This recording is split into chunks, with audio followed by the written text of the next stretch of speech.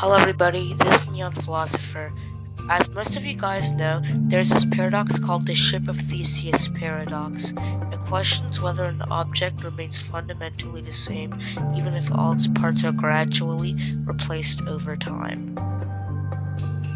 As I was thinking of this, I realized that this was similar to the theoretical path of teleportation, which is breaking someone down to atoms, loading them into digital data, then rebuilding them in a desired location. But like the ship of Theseus, I wondered if the person would be the same after they teleported.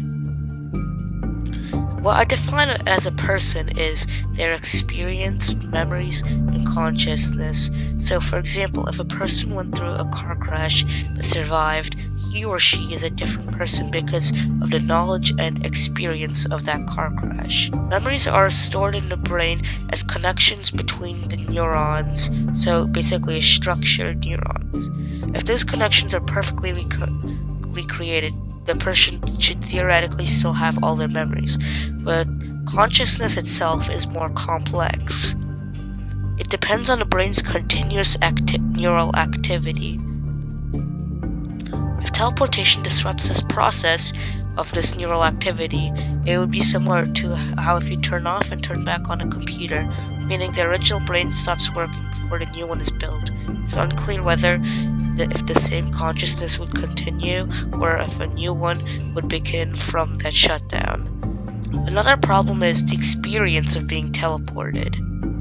If the person is aware that their body's being taken apart, it could be extremely painful while the process, or terrifying before and while the process, making him or her into a more terrified person. Even if they are unconscious, knowing their original body was destroyed could be disturbing or unsettling. If a person is sedated before teleportation, it could prevent them from experiencing fear or pain.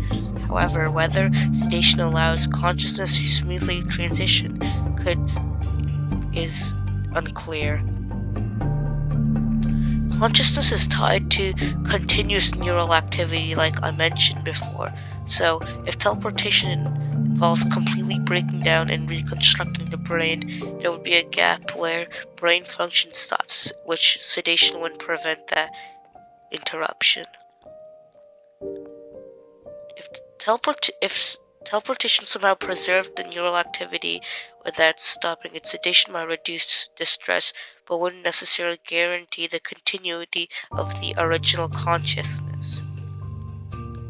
The success of sedation during teleportation would depend on how the process is going to work. If the teleportation is instantaneous and preserves neural activity without disruption, sedation might work just like anesthesia during a surgery. If teleportation requires complete deconstruction and reconstruction, sedation would make a difference in whether the same consciousness persists. It would only affect the person's experience before and after. Thank you guys for watching. I would love it if you liked and subscribed this video. This is Neon Philosopher, signing out.